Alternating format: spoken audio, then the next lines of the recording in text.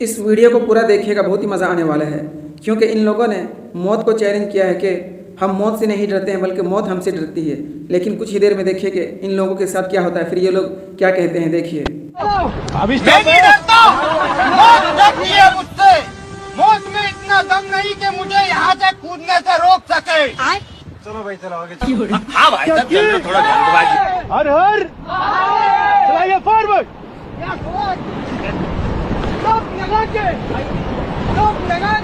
शोर मत करो, शोर मत करो।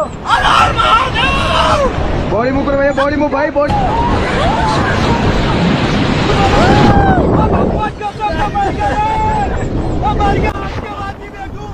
इन लोगों को मालूम पड़ गया होगा कि मौत को चैलेंज करना कैसा है।